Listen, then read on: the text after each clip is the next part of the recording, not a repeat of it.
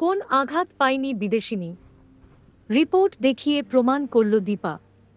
অনুরাগের ছোঁয়া আগামী পর্ব ১ জুলাই। হ্যালো বন্ধুরা, আমি চন্দনা, আমার চ্যানেলে স্বাগতম।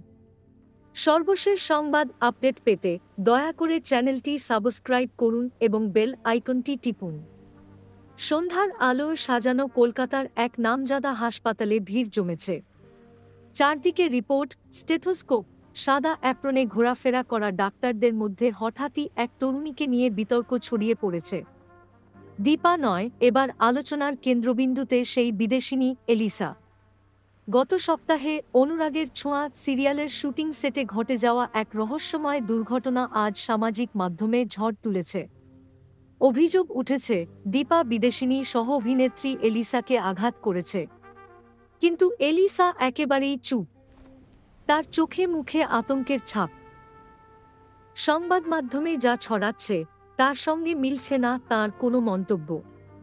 অথচ দীপাদ্রি কণ্ঠে বলেছে, আমি কিছু করিনি, বরং আমিই ছিলাম ভিকটিম। হাসপাতালের করিডোরে হাঁটছেন দীপা, হাতে রিপোর্টের ফাইল।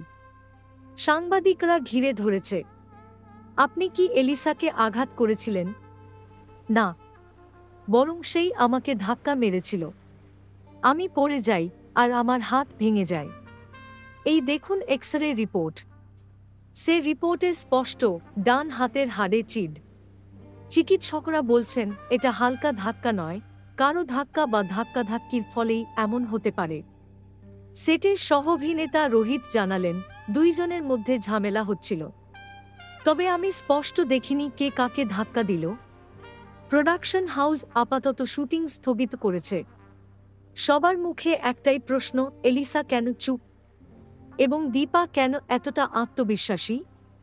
মাত্র কদিন আগে একটি দৃশ্য ধারণের সময় হঠাৎ করে দীপা চিৎ